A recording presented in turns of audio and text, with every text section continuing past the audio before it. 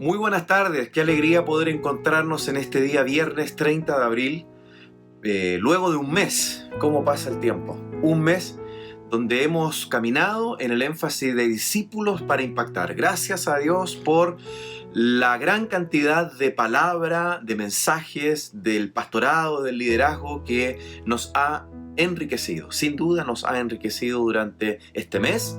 Y también el testimonio de hermanos, hermanas que nos han contado su experiencia de qué ha significado en la vida práctica el ser discípulos del Señor. Me gustaría invitarles a que viéramos otros testimonios. Hola, mi nombre es Mauricio. Para mí el discipulado ha sido un proceso diario y paulatino de morir al yo y de alinear mi carácter al carácter de Cristo. El discipulado me llevó por un camino de servicio a otros, cuando antes vivía una vida egoísta y poco comprometida con el Señor. Eso trajo consigo crecimiento y bendiciones abundantes para mi familia. Hola, mi nombre es Alejandro Palacios y el discipulado me ha entregado las herramientas para crecer en lo personal y en forma matrimonial. Bendiciones. Mi nombre es Marcela Arenas, pertenezco al GDC de Iván y Susana y a la red de la pastora Genoveva Navales. Bueno, para mí el discipulado es una parte fundamental del crecimiento del cristiano. Hoy es necesario el discipulado, ya que Jesús también se lo ordenó a sus seguidores. Por eso, mis hermanos, el discipulado también nos compromete a seguir a Jesucristo, porque es la más grande decisión de vida que podamos hacer. Que el Señor los bendiga. Hola, ¿cómo están? Mi nombre es Susana Vergara, les hablo de acá de las vertientes San José de Maipo, pertenezco a la red de la pastora Genito, mis líderes encargados son Iván y Susana. Bueno, y decirles que el discipulado en mi vida ha sido de bendición, transformó mi vida y aún la sigue transformando. Así que los motivo, los incentivo a ser discípulos de nuestro Señor Jesucristo, chiquillos. Vamos, besitos. Muy bien, ahí teníamos las experiencias del discipulado, cómo el discipulado implica transformación para nosotros, para nuestra vida familiar. Desde adentro hacia afuera, la vida del Espíritu va trabajando en cada uno de nosotros en el camino del discipulado y la transformación.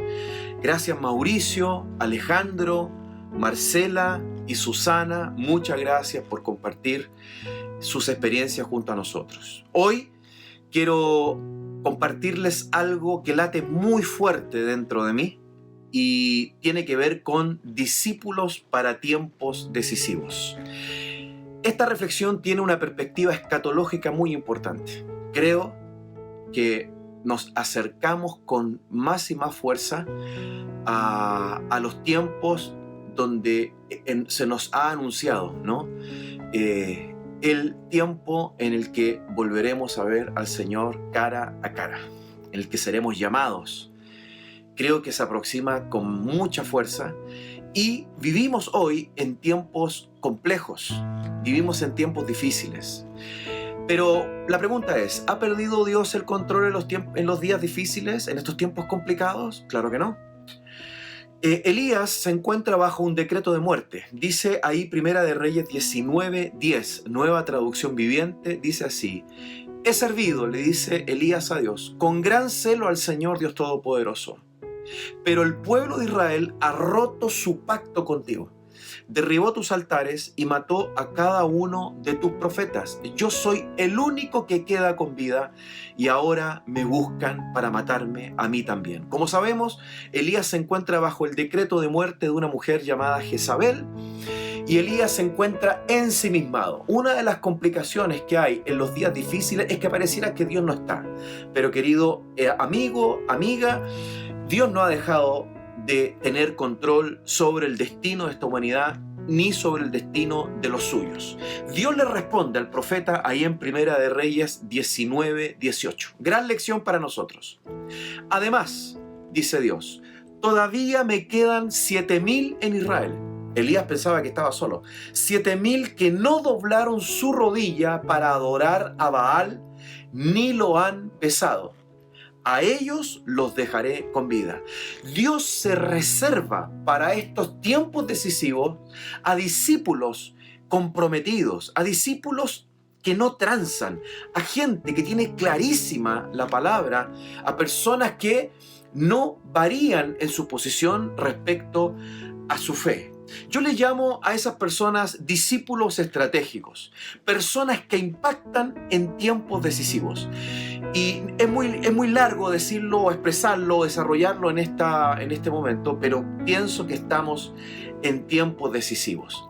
Así también como en cierto momento de la historia, en el momento más álgido del ministerio de Cristo, en el momento en que Cristo Jesús, el Señor, fue crucificado en la cruz, el momento más álgido, más difícil, se produjo cuando Cristo estaba allí en el monte Calvario. Dicen las Escrituras que sus discípulos más cercanos, los discípulos que vieron los milagros, que vieron cómo Pedro caminaba en el agua, que vieron sanar a Bartimeo, los discípulos que vieron las grandes obras de Dios, excepto Juan, ninguno de ellos estaba bajo la cruz.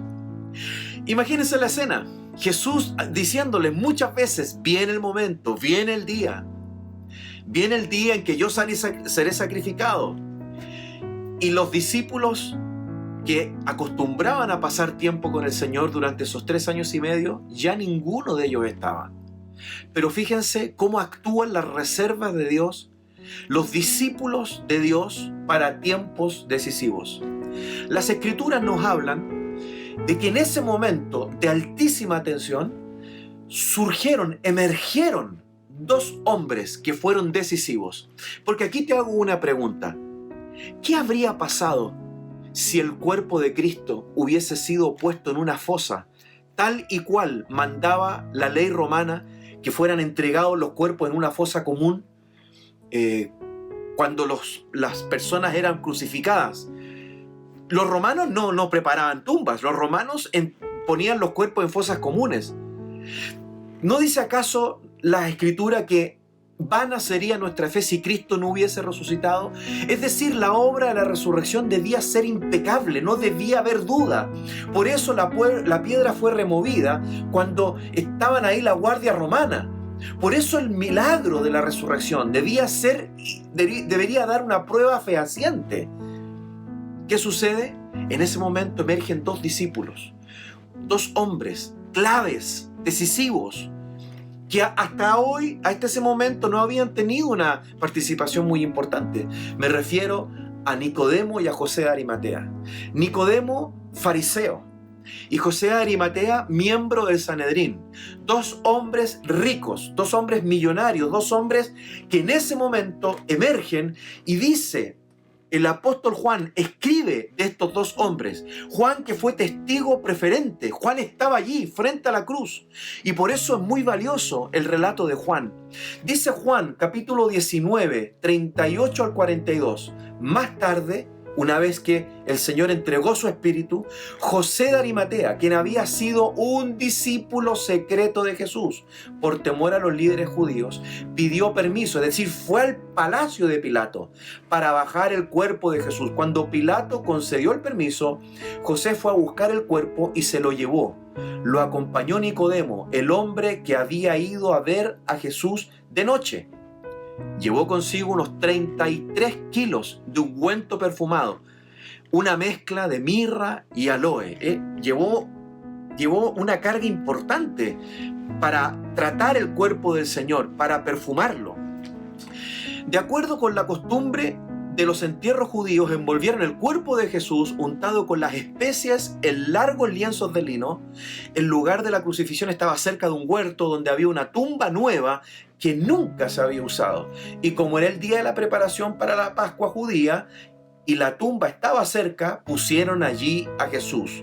¿No serán acaso estos tiempos proféticos, donde el tiempo corre, donde hay una presión? Y en ese tiempo de presiones, en ese tiempo de apuros, en ese tiempo donde parece que los días corren rápido uno tras otro y hay un apuro santo por las cosas de Dios, emergen estos discípulos decisivos, estos discípulos para tiempos proféticos. Discípulos que se infiltran en las líneas enemigas. Discípulos que pasan los límites. Yo veo a estos hombres y mujeres actuando, siendo sombra y figura profética, de hombres y mujeres con convicción, hombres y mujeres con decisión, que penetran incluso en las esferas de poder. Son gente con influencia. Y estos hombres y mujeres tienen las atribuciones para ir donde el palacio de Pilatos y decirles: dame el cuerpo, lo reclamo. Los estudiosos dicen que José de Arimatea tenía un cargo en el pueblo, algo así como un ministro de minería. Nicodemo era un hombre muy prominente. Está allí dentro del cuerpo de los fariseos cuando están juzgando a Jesús y dice: ¿acaso no dice la ley que quien deba ser juzgado merece que se defienda? Son hombres que penetran las líneas enemigas, gente que está con convicción y Dios las levanta para horas difíciles como esta. Son discípulos estratégicos. Nicodemo intercede por Jesús. José de Arimatea reclama el cuerpo. Querido amigo, amiga, ¿te imaginas si José de Arimatea no hubiese reclamado el cuerpo de Jesús? ¿Qué habría pasado? Habría sido algo trágico. Son gente que tiene una relevancia en estos tiempos muy, muy grande. Quiero cerrar esta reflexión con alguien que menciona en las Escrituras. Una conexión para hablarte de estos discípulos para tiempos difíciles. A lo mejor tú te has preguntado y has dicho: Señor, ¿por qué? ¿Por qué me toca vivir en este ambiente tan complejo? ¿Por qué, Señor, tengo que estar batallando con mi fe, rodeado de tanta maldad, rodeado de tanta adversidad? Déjame decirte con mucho cariño que no hemos sido los únicos. Las Escrituras nos hablan de un hombre llamado Jonatán, que fue un hombre a quien David amó. David sintió tan cercano la ayuda de Jonatán, hijo del rey Saúl, que se generó un vínculo, un lazo de amistad muy profundo. Algunos teólogos han dicho que Jonatán es o representa la persona que nunca se define por Dios. La persona que, como Nicodemo o como José de Arimatea, son esos discípulos en secretos, tibios. Pero yo en las Escrituras, y en una opinión muy personal, veo algo distinto. Yo veo allí que Jonatán es un hombre que toma la parte más difícil. Si vemos las Escrituras, Jonatán es un hombre que está constantemente cuidando la vida de David, del rey, detrás de las líneas enemigas. Puedo decir mucho sobre eso y el tiempo no me alcanza, pero voy a darte una prueba que para mí es fundamental. Una vez que David, el rey, se entera que Saúl y Jonatán han caído en la batalla, dice allí en 2 de Samuel 1, 17 y 18, dice en la Reina Valera, dice: y endechó David a Saúl y a Jonatán su hijo con esta endecha, es decir, un cántico fúnebre, y dijo que esto debía enseñarse a los hijos de Judá. Debía enseñarse a los hijos. He aquí que está escrito en el libro de Jacer. ¿Y qué compuso David? David compuso algo que se llama el canto del arco, la canción del arco.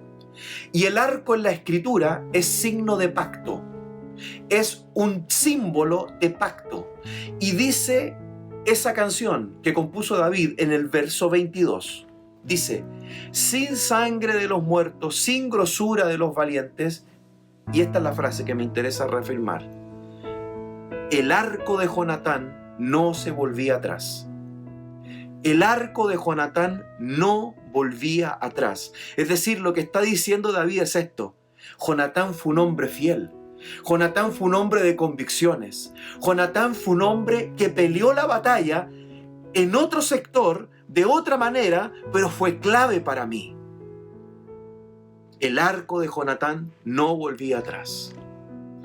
Hay hombres y mujeres que escogen pelear la buena batalla de la fe en lugares complejos, en lugares difíciles, rodeado de ataques, rodeado de incertidumbre, rodeado incluso bajo decretos de muerte. Querido, querida, no renuncies. ¿Por qué? Porque algún día el Rey va a cantar una canción respecto de ti. La pregunta de cierre de este breve mensaje es esta. Queridos hermanos, ¿qué canción cantará el Rey de mí en el día final? ¿Qué canción cantará de mí el Rey de Reyes y Señor de Señores? Yo creo y yo quiero con todo mi corazón que pasado este tiempo el Rey me reciba y me diga: hijo, tu arco no volvió atrás, seguiste adelante, fuiste un discípulo fiel, fuiste una discípula fiel, serviste hasta el final, ven, pasa a lo que ya te tengo reservado. Queridos amigos, hermanos, hermanas, discípulos para tiempos decisivos son discípulos comprometidos, son discípulos que impactan, son discípulos que no vuelven atrás. Te bendigo, te dejo un abrazo.